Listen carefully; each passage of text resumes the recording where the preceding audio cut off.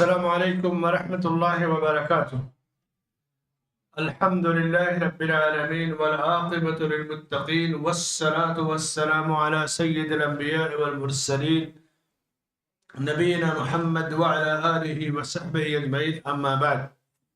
یقول الامام شیخ الاسلام محمد بن عبد الوهاب رحمہ اللہ فی کتابہ کتاب التوحید الباب السابع والعشرون باب ما جاء في النشرة عن جابر أن رسول الله صلى الله عليه وسلم سئل عن النشرة فقال هي من عمل الشيطان، رواه أحمد بسند جيد وأبو داود، وقال سئل أحمد عنها فقال ابن مسعود يكره هذا كله. وفي صحيح البخاري عن قتادة رضي الله عنه رحمه الله قلت لابن المسيب رجل به طب أو يؤخذ عن امرأته أو يحل عنه أو ينشر، قال لا بأس به إنما يريدون به الإصلاح فأما ما ينفع فلم ينه عنه انتهى۔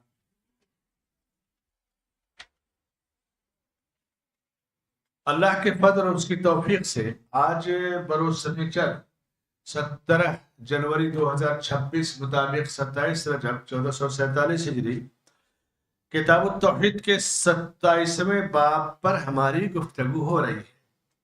گزشتہ 3 ہفتے یہ دروس نہیں ہوئے تھے، وہ اللہ کی توفیق سے اللہ تعالیٰ نے بلاد عرب کے سفر کی سعادت دی، عمرے وغیرہ کی، مدینہ طیبہ کی زیارت کی، اللہ کا بہت بڑا فضل ہے۔ تو اس لحاظ سے ہندوستان میں دروس یا کوئی بھی کام نہیں ہو پایا۔ آج 3 ہفتے کے بعد ہمارے درس پھر شروع ہو رہا ہے۔ اللہ تعالیٰ اس کو بابرکت بنائے، نفع بخش بنائے، آمین۔ آج کی گفتگو کا عنوان ہے جادو ٹونے کے ذریعے جادو کا علاج، یعنی جادو کا علاج کیسے آپ کریں گے۔ جادو کے علاج کی 2 صورت ہوتی ہے، بلکہ 3 صورت ہوتی ہے۔ ایک تو جادو کا علاج جادو ٹونے سے کرتے ہیں، دوسرے جادو کا علاج جادو سے پہلے اللہ کی پناہ اور تعوذ کی جو آیتیں ہیں پناہ طرف ان کو پڑھ کر کے، اور تیسرے رقیہ شرعی جو جھاڑ پھونک ہے وہ۔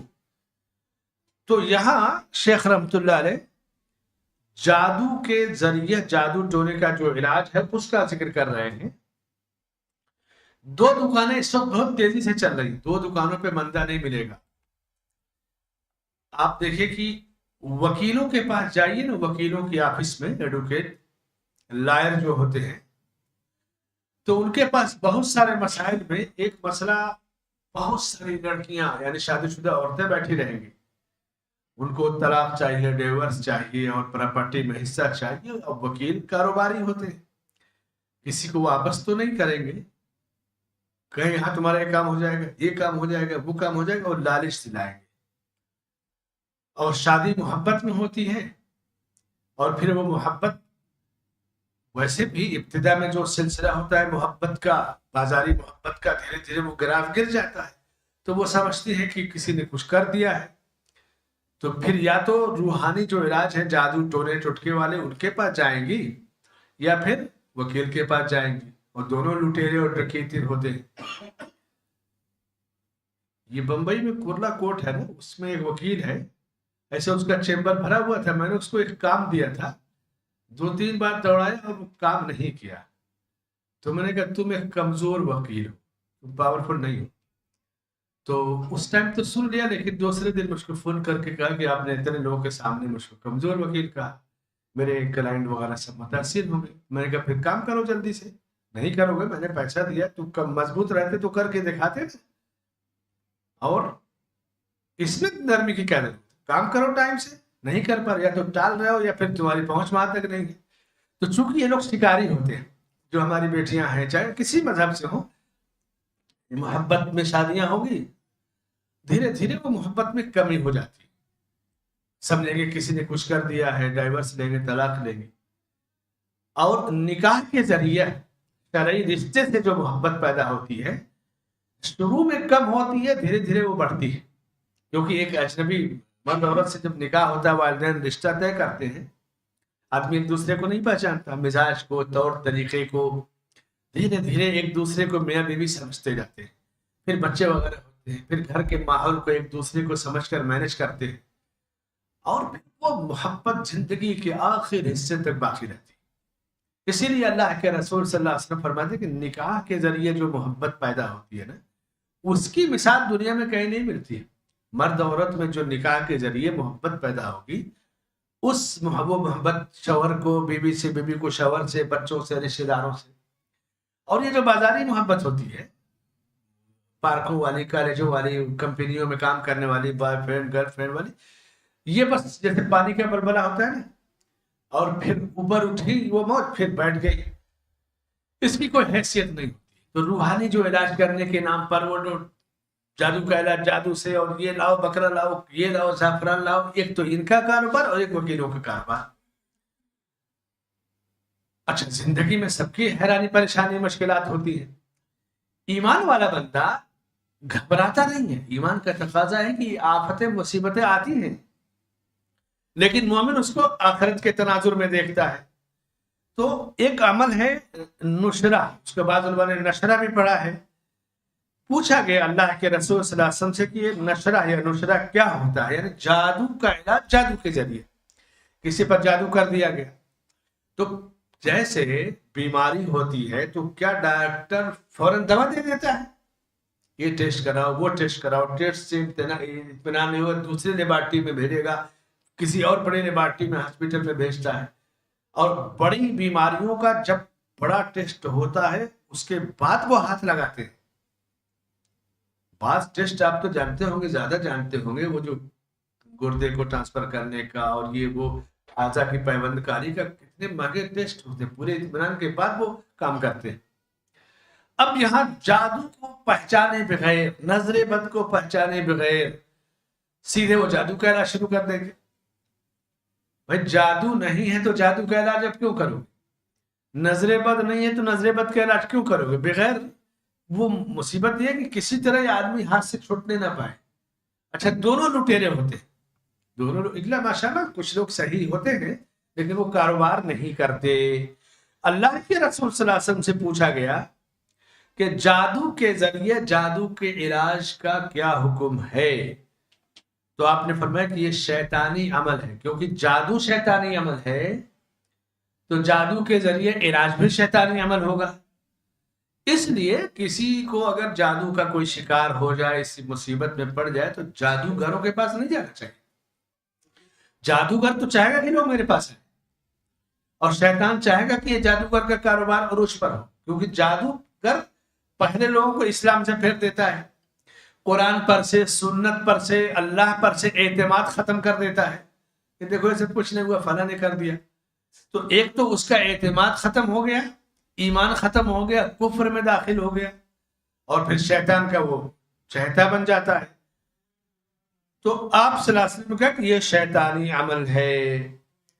اور عبداللہ امام احمد بن حنبل رحمۃ اللہ علیہ سے پوچھا گیا نشرہ یعنی جادو کا علاج جادو کے ذریعے، تو فرمایا کہ عبداللہ بن مسعود رضی اللہ عنہ صحابی رسول ان کاموں کو پسند نہیں کرتے تھے، یعنی کسی پر جادو کر دیا گیا ہو تو جادوگر کے پاس جائیں گے تو تباہی بربادی کے علاوہ کچھ نہیں۔ اسی لیے آپ دیکھیں جو لوگ بابا اور اوجھاؤں کے چکر میں پڑتے ہیں کبھی وہ آباد نہیں ہو پاتے۔ ایسے بھی لوگ بولیں گے کہ پورا گھر بار سب بیچ کر کے یہ بیچ دو، یہ بیچ دو، اور ان کی فیس دو، ان کو پیسہ دو، اور پھر آخر میں بالکل تباہ ہو جاتے ہیں، کیونکہ شیطان آپ کو آباد نہیں کرے گا، شیطان آپ کو برباد کرے گا، اکٹھا برباد نہیں کرے گا، دھیرے دھیرے لالچ دلا کر دھیرے دھیرے کرے گا۔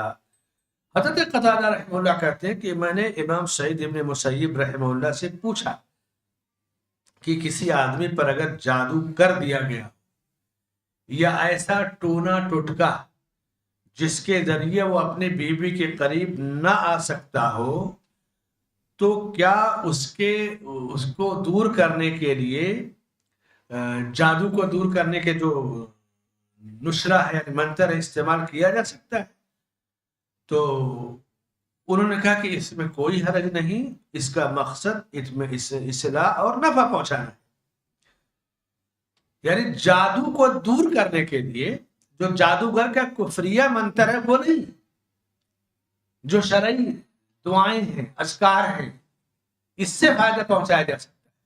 ورنہ جادو کرنا خود کفر ہے، تو کفر کو کفر سے آپ نہیں کاٹ سکتے، گویا کہ آپ کا بھی ایمان ختم ہو جائے گا.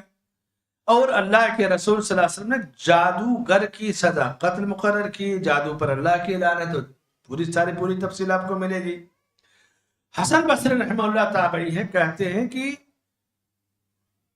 جادوگر کو جادو کو جادوگر ہی اتار سکتا ہے، اور وہ جادوگر جو جادو کو اپنے کفریہ عمل کے ذریعے اتارتا ہے یہ شیطانی عمل ہے، اس کی شریعت میں گنجائش نہیں ہے. اب شرعی دعائیں یا جو دوائیں ہوتی ہیں نا، یہ آیورویدک وغیرہ یا ہومیوپیتھک دوائیں، ان کے ذریعے جادو کا علاج کیا جا سکتا ہے. جادوگر کے جادو کو کفریہ منتر سے دور نہیں کیا جائے گا. یہ ایک اس باب کا ایک خلاصہ ہوا. لوگوں کی اس وقت کی سب سے بڑی جو ضرورت ہے، پہلی چیز کی ایمان کو مضبوط کریں.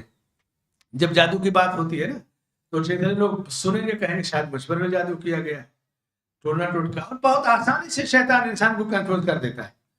نظر پر جس کو دیکھو وہی اس کا شکار نظر آئے گا. کاروبار جب عروج پر ہوتا ہے تو آدمی کہے گا کہ دیکھو میں مٹی کو چھو دیتا ہوں نا سونا بن جاتی ہے، اپنا کمال سمجھے گا. اور کاروبار جب ڈاؤن ہوتا ہے تو کہیں گے کسی نے کچھ کر دیا ہے.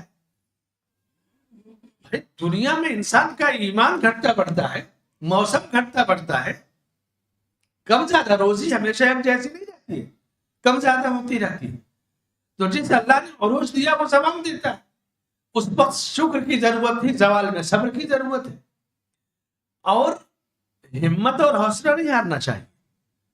تو کسی بھی وقت کسی بھی جادوگر کے پاس جائیں گے تو آج تک کوئی جادوگر یا یہ چورے چٹکے والے کسی کو نہیں کہا ہوگا تمہیں کچھ نہیں ہے جاؤ، فوراً کہے گا کسی نے کچھ کر دیا ہے، تمہارے قریبی لوگوں نے کیا، اپنے لوگوں نے کیا، میں آپ کا علاج کروں گا، یہ کروں گا، وہ کروں گا، اس کو برباد کر دوں گا، آپ آباد ہو جاؤ گے. کیوں؟ یہ اس کا کاروبار ہے. وکیلوں کے پاس جائیں گے عورتیں، بھائی میرے یہاں ایسا ایسا میٹر ہے، تو وکیل کہے گا ٹھیک ہے میں تمہیں پراپرٹی میں سے اتنا دلا دوں گا، ڈائیورس کرا دوں گا، دوسرا رشتہ کر لو. گھروں کو اجاڑنے میں جہاں جادوگر اور شیطانوں کا دخل ہے وہیں ان بازاری وکیلوں کا بھی دخل ہے. شادی ہوتی ہے محبت میں، 1-2 سال 4 سال ایسے ہی چلتا ہے معاملہ بے حیائی کا، تو اب اپنی جنسی خواہشات نکاح سے پہلے پوری کر لیتے ہیں. شادی کے بعد بچا کیا؟ اب شوہر چاہے کہ میری خدمت ہو، بچے ہیں ان کی خدمت ہو. تو اب وہ جس نے آپ کے ساتھ بازاری تعلق قائم کیا، اب وہ آپ کے ساتھ گھریلو تعلق ایک وفا شعار نیک اور جنتی عورت بن کر نہیں رہ سکتی. تو سمجھیں گے کسی نے کچھ کر دیا ہے اور کسی نے آگ لگا دی ہے اور باندھ دیا ہے، تو چلی جائیں گی جادوگروں کے پاس، اور پھر دنیاوی میٹر حل کرنے کے بعد وکیلوں کے پاس. کسی بھی وکیل کے آفس میں جائیے نا آپ شام کو، تو جائیداد پراپرٹی وغیرہ کے میٹر والے الگ رہتے ہیں، اور عورتیں وہ بھی نوجوان عورتیں بڑی تعداد میں رہتی. میں تو پہلی بار وہ اپنے سوسائٹی وغیرہ کے کام کے لیے جانا پڑتا ہے نا وکیلوں کے، دنگ رہ گیا. میں نے کہا یہ کیا تماشا؟ بولا ان سب کا میٹر محبت کی شادی اور اس کے بعد ڈائیورس کا میٹر یا پھر جائیداد پراپرٹی کچھ ان کے نام کی جائے. اب عدالتیں تو کھلی ہیں اسی لیے کہ فیصلہ کریں، لیکن وہ فیصلہ کرنے سے پہلے جو لٹیرے وکیلوں کی شکل میں ہمدرد بن کر کے ہیں ان کا تو ہے کہ کس کو کتنا ہم لوٹ کھسوٹ لیں. اور اب تو جج بھی بکتے ہیں، کہیں کہیں ایسے بھی حادثات ہوتے ہیں. انسان سب سے پہلے اپنے ایمان اور عقیدے کی حفاظت کی فکر کرے، نمبر 1. اور زندگی میں علم کی جڑیں جب مضبوط ہوتی ہیں تو جہالت کا مقابلہ کرنا آسان ہوتا ہے. جادوگر ایک سفلی عمل ہے. شیطان کے ذریعے بندے کا پہلے ایمان برباد ہوتا ہے، اس کے بعد اس کی زندگی برباد ہوتی ہے، پھر اس کا مال اور بعض دفعہ جان سے بھی آدمی چلا جاتا ہے. اور بعض علاقوں میں جو کاروباری ہے نا صبح صبح بابا یا اوجھے یا جادوگر گھومتے ہیں، کچھ کام ہے کچھ خدمت ہے تو کہے گا ارے اس کا دھندا بند کرا دو، میرا کاروبار چلنا چاہیے. اچھا وہ بھی سمجھتا ہے کمزوری کو، ٹھیک ہے وہ برباد ہوگا چلا جائے گا، تم آباد رہو گے. اب اس سے اپنا کھانا پینا چلتا رہے گا. اب اس کے پاس جائے گا، جیسے پولیس ہوتی ہے نا، دونوں طرف کا کیس سنے گی، دونوں طرف سے رشوت لیتی ہے. ایسا نہیں کہ کوئی آپ کا ہوتا ہے، آج جائیں گے ہاں ٹھیک ہے اس کو 2 ڈنڈا لگاؤ اور یہ پیسہ ہے. ادھر سے وہ بھی کہے گا ٹھیک ہے اس کو مارو، میرے طرف سے. دونوں طرف سے لوٹتے ہیں پولیس والے عام طور سے. دنیا کے اکثر ملکوں میں جہاں رشوتیں چلتی ہیں وہاں یہ رواج ہے. جادوگر، یہ اوجھے یا درگاہوں والے، یہ وکلا، وکیل، ایڈوکیٹ، یہ ایسا نہیں کہ آپ کا کیس نہیں لیں گے، دونوں فریق کا کیس لیتے ہیں، دونوں کو مینج کرتے ہیں. ہوگا وہی جو ہونا ہے، لیکن لوٹتے دونوں کو ہیں. جادو کے سلسلے میں پہلی چیز ایمان اور عقیدے کی سلامتی. اور ایمان و عقیدہ آپ کا کب سالم رہے گا؟ جب آپ کی جڑیں توحید و سنت کے مطابق مضبوط ہیں. اور بڑے بڑے لوگ یہ مصیبت نہیں برداشت کر پاتے، لالچ دلایا لوگوں نے، ارے وہاں حل ہو جائے گا چلے جاؤ، چلا جاتا ہے آدمی.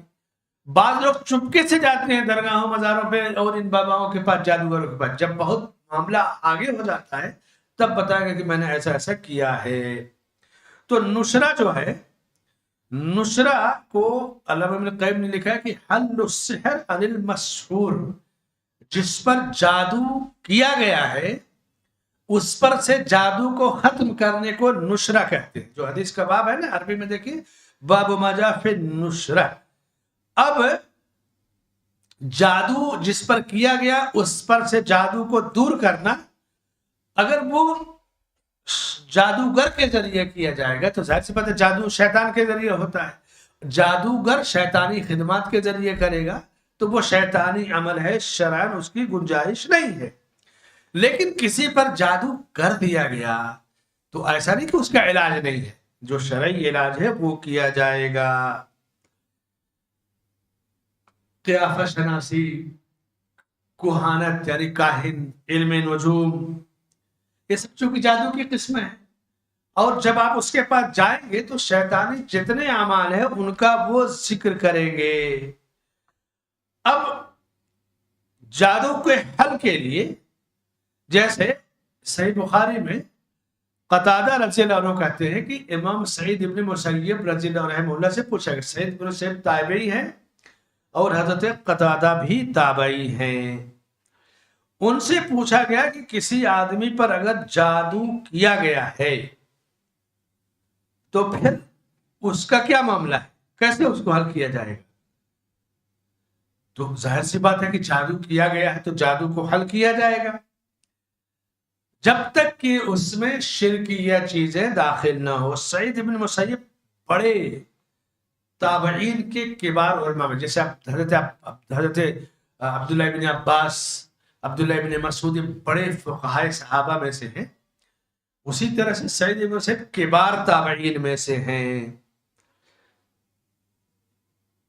کسی کے اوپر جادو کر دیا گیا تو اب اس کے علاج کے لیے گنجائش ہے کہ اس کا علاج کیا جائے گا، مگر اس کے علاج کے لیے جادو کو استعمال نہیں کیا جائے گا. یعنی جادو کو جادو کے ذریعے نہیں ختم کیا جائے گا، بلکہ جادو کو کیسے ختم کیا جائے گا؟ اب اس کے علاج کی 3 صورتیں ہیں. پہلی صورت، جادو کو جادو کے ذریعے ختم کرنا، تو یہ ناجائز علاج ہے اور اس میں آدمی تباہ و برباد ہو جاتا ہے. اور اگر جادو کے ذریعے جادو ختم بھی ہو گیا تو انسان کا ایمان برباد ہو جاتا ہے، عقیدہ برباد ہو جاتا ہے، اللہ پر سے اعتماد اٹھ جاتا ہے، قرآن پر سے اعتماد اٹھ جاتا ہے، سنت پر سے اعتماد اٹھ جاتا ہے. اور علاج کی جو واضح صورت ہے وہ یہ کہ شرعی دعائیں، رقیہ شرعیہ، ان کے ذریعے علاج کیا جائے. وہ رقیہ شرعیہ کیا ہے؟ جیسے سورہ الفاتحہ. سورہ فاتحہ اتنی پیاری سورہ ہے، اتنی پیاری سورہ ہے کہ جھاڑ پھونک کے لیے سب سے بلند درجہ اس سورہ کا ہے. بعض علماء نے کہا کہ پورے قرآن کا نچوڑ سورہ فاتحہ کے اندر موجود ہے. یعنی جو بات پورے قرآن میں تفصیل سے بیان کی گئی وہ بات اللہ نے سورہ فاتحہ میں شارٹ کٹ میں بیان کی گئی. سورہ فاتحہ بہت پیاری سورہ ہے، اسی لیے اللہ نے کہا کہ ہم نے آپ کو 7 مثانی اور قرآن عظیم دیا. 7 بار بار پڑھی جانے والی آیتیں اور قرآن، پورا قرآن ایک حرف میں ایک ساتھ اس کا تعارف، سورہ فاتحہ کا ایک ساتھ تعارف. وَلَقَدْ آتَيْنَاكَ سَبْعًا مِّنَ الْمَثَانِي وَالْقُرْآنَ الْعَظِيمِ. تو سورہ فاتحہ یہ جھاڑ پھونک کا سب سے بہترین ذریعہ ہے. جادو کیا جائے، ٹونا کیا جائے، ٹوٹکا کیا جائے، نظریں بد لگ جائے تو سورہ فاتحہ کو 7 بار پڑھا جائے، یہ اس کا علاج ہے. 7 بار بچھو ڈنک مار دے تو 7 بار پڑھ کر دم کیا جائے، یہ شرعی علاج ہے سورہ فاتحہ. اس کے بعد جادو سے متعلق جو آیتیں ہیں قرآن کی، جیسے موسیٰ علیہ السلام کا چونکہ جادوگروں سے ٹکر ہوا تھا فرعون کے دربار میں، تو اس تعلق سے جو آیت ہے نا، وَأَوْحَيْنَا إِلَى مُوسَىٰ أَنْ أَلْقِ عَصَاكَ فَإِذَا هِيَ تَلْقَفُ مَا يَأْفِكُونَ فَوَقَعَ الْحَقُّ وَبَطَلَ مَا كَانُوا يَعْمَلُونَ فَغُلِبُوا هُنَالِكَ وَانقَلَبُوا صَاغِرِينَ وَأُلْقِيَ السَّحَرَةُ السَّاجِدِينَ قَالُوا آمَنَّا بِرَبِّ الْعَالَمِينَ رب موسیٰ و ہارون. ایک پوری تفصیل آپ اندازہ کیجئے کہ پوری دنیا سے جادوگروں کو فرعون نے جمع کیا، اور اس وقت تک دنیا جادو کو ہی جانتی تھی، معجزے سے لوگ واقف نہیں تھے. کہ معجزہ تو اس وقت دیکھے جب واضح زمین پر سامنے آیا. دنیا کے لوگوں کو جادو پر بھروسہ تھا، جادوگروں کا طوطی بولتا تھا، سکہ چلتا تھا. اور موسیٰ علیہ السلام کو شکست دینے کے لیے فرعون نے دنیا بھر سے جادوگروں کو بلایا، اور جادوگروں نے یقین دلایا کہ ہم تو جو چاہیں پلٹ دے کا ختم معاملہ. جیسے آج جادوگر چیلنج والی بات کرتے ہیں، وہ تو چٹکیوں میں ختم ہو جائے گا، اس کا دھندا برباد ہو جائے گا. جو کاروباری ہوتے ہیں نا، بزنس مین، ان میں یہ چیزیں ہوتی ہیں. اچھا یہ بھی جان لیجیے، جو ملحد اور داریہ ہوتے ہیں نا، وہ جادو باتوں کو نہیں مانتے، ان کا بھی تو کاروبار اپ ڈاؤن ہوتا ہے. لیکن جس کا ایمان جتنا کمزور ہوگا اتنا شیطان اس کو اپنی گرفت میں لیتا ہے. کاروبار ہے دنیا کا، بڑا آدمی بھی زیرو بن جاتا ہے. نوکیا کمپنی کا جو موبائل ہے، آپ دیکھیے نا کبھی کبھی خبروں میں کیسے وہ غائب ہو گیا دنیا سے. کوئی معمولی آدمی تو رہا نہیں ہوگا. اور پھر ہندوستان کے بڑے بڑے بزنس مین ڈاؤن ہوتے ہیں.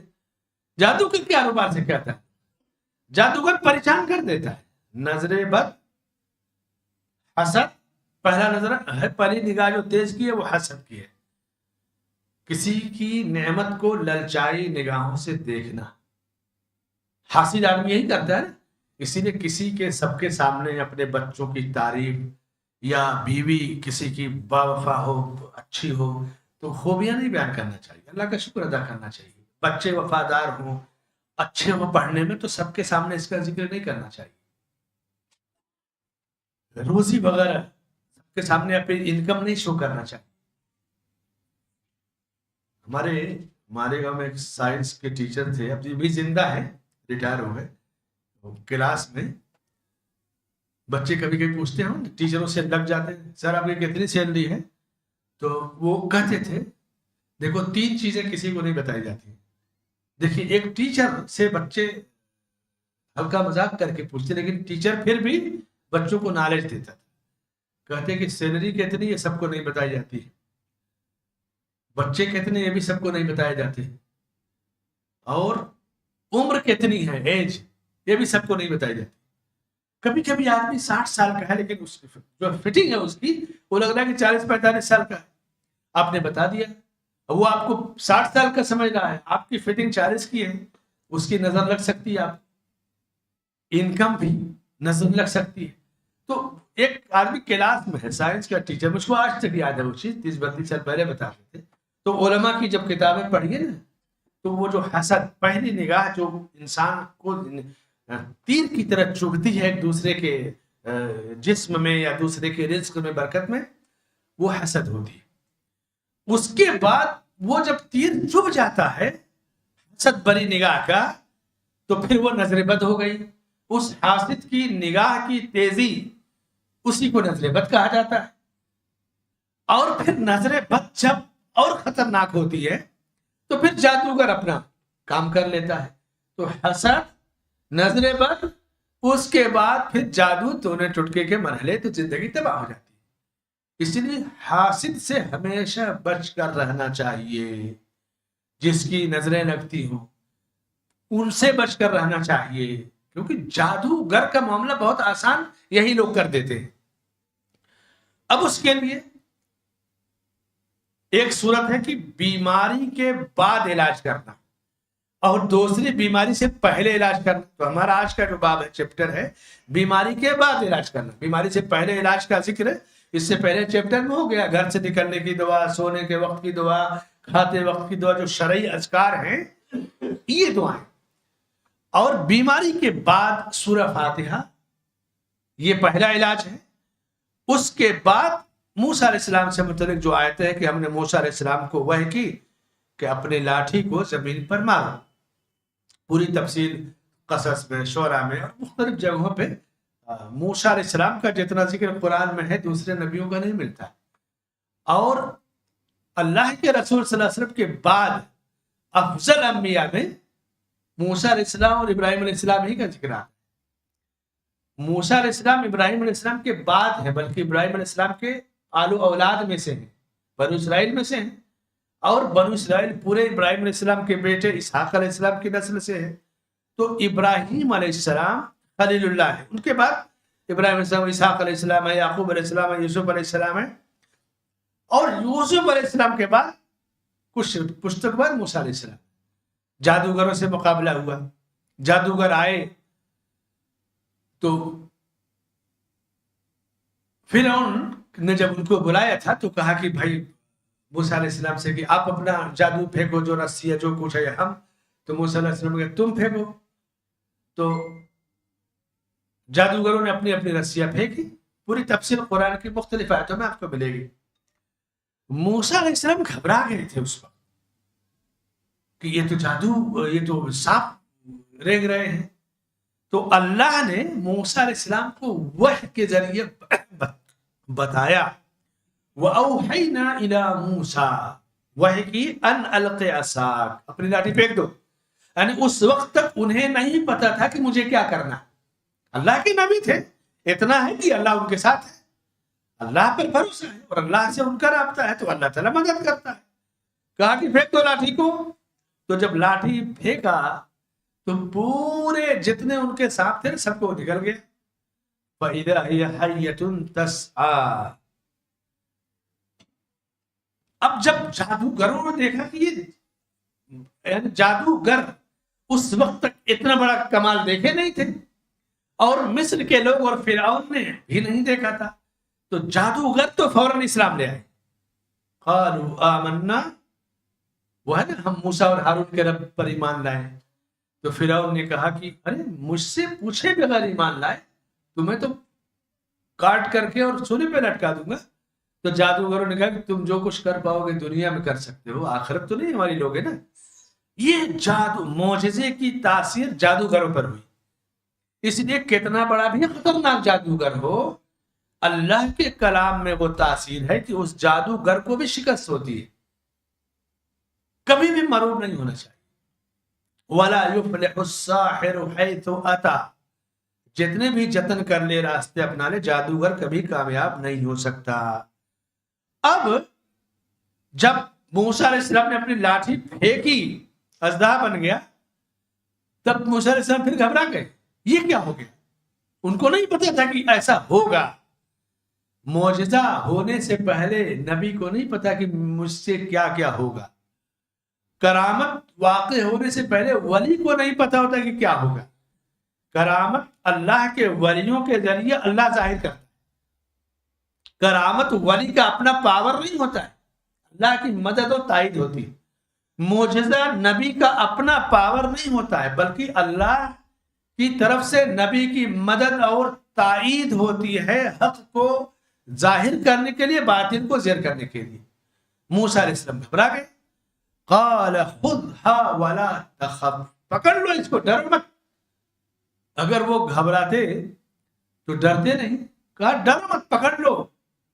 سنعیدها فی سیرتها الاولی, جیسے پہلے لاٹھی تھی نا ویسے میں اس کو لاٹھی پھر بنا دوں گا. ہاتھ بڑھایا, پکڑ لیا لاٹھی کو, پھر لاٹھی ہو گئی. اب یہ تو ایک عجیب دنیا کا معاملہ کہ اب تک زمین نے ایسی چیز نہیں دیکھی تھی. جادوگروں نے جب موسیٰ علیہ السلام کے مشن کو دیکھا تو کہا نا یہ جادو نہیں ہے, یہ اللہ کی طرف سے اور آسمان و زمین کے پیدا کرنے والے کا کوئی جو ہے معجزہ ہے کہہ لیجیے. فوراً ایمان لے آئے. وَأُلْقِيَ السَّحَرَةُ سَاجِدِينَ, سجدے میں گر گئے. قَالُوا آمَنَّا بِرَبِّ الْعَالَمِينَ, جادوگروں نے کہا ہم رب العالمین پر ایمان لائے. دیکھیں یہ ہے تاثیر معجزے کی کہ معجزے کے آگے جادوگر بھی سرنڈر. رب العالمین کون ہے؟ فرعون کو اس وقت تک دماغ تھا نا کہ فقال انا ربکم الاعلی, میں ہی تمہارا بڑا رب ہوں. تو کہا کہ رب موسیٰ و ہارون, جو موسیٰ اور ہارون کا رب ہے وہی رب العالمین ہے, ہم اسی پر ایمان لائے. بس فرعون کو غصہ آئے, کہا مجھ سے پوچھے بغیر ایمان لائے, تمہیں یہ سزا دوں گا, کہا جو چاہو سزا, تم تو دنیا میں سزا دو گے. تو یہ آیتیں, ان آیتوں کو آپ قرآن دیکھیے, تفسیر پڑھیے, وہ لطف پائیں گے کہ اللہ نے ان آیتوں میں کتنی تاثیر, یعنی ایک طرح کا زمین کا ایک آل ورلڈ مقابلہ ہو گیا نا, پوری دنیا سے جادوگر آئے, لیکن اللہ نے موسیٰ علیہ السلام کو جو معجزہ دیا اس سے جادوگر ختم ہو گئے, ایمان لے آئے. تو جادو کسی پر ہو جائے واقعتاً ایسا اولا تو شک صبح نہیں کرنا چاہیے کہ جادو ہے یا کیا ہے, جب تک مرض کی تشخیص نہ ہو. اچھا ہر آدمی جان بھی نہیں پائے گا کہ جادو ہے کہ نظر بد ہے کہ کیا ہے. ایسا نہیں کہ کوئی عالم ہے تو سب کچھ علاج جانتا ہے. کیا ہر ڈاکٹر ہر بیماری کا علاج کر سکتا ہے؟ نس کا ڈاکٹر الگ ہے, ہڈیوں کا الگ ہے, آنکھ کا الگ ہے, آنکھ کے پردوں کا الگ ہے, آنکھ کی روشنی کا الگ ہے, مائنڈ کا الگ ہے, ہارٹ کا الگ ہے کہ نہیں؟ 50 کوالٹیاں ڈاکٹروں کی. تو علماء شریعت کی اصل اور جڑ تو پڑھے رکھتے ہیں لیکن ساری چیزوں کے اسپیشلسٹ نہیں ہوتے, ہر آدمی کا ہر کام نہیں ہوتا. اس لیے علماء پر بھی جادو کا بھی واضح ہو جاتا ہے. اس سے پہلے ذکر کیا تھا میں نے دلیلوں کے ساتھ. تو کون اس کی تشخیص کر سکتا ہے, اس کے بارے میں جان سکتا ہے؟ اس میں بھی دو طرح کے لوگ ہوتے ہیں, ایک اللہ والے علماء جو قرآن و سنت کے مطابق تشخیص کرتے ہیں, اور ایک یہ لوٹنے والے جیسے اوجھا ہوتے ہیں یا بابا ہوتے ہیں, یا پھر جو ایڈوکیٹ ہے وہ تو بس اللہ تعالیٰ ان کے شر سے بچائے. اور پھر جب جادو کی تشخیص ہو کہ جادو کیا گیا ہے تب جادو کا علاج کرنا. بغیر اب جادو نہیں ہے اور آپ جادو کا علاج کریں گے تو کیا اس کا فائدہ ہو. اسی طرح سے دوسری آیت سورہ یونس میں قال موسیٰ ما جئتم بہ السحر ان اللہ سیبطلہ, دیکھو تم جو جادو لائے ہو نا اللہ اسے برباد کر دے گا, بھسم کر دے گا, اس لیے کہ جادو کی کوئی حیثیت نہیں ہے.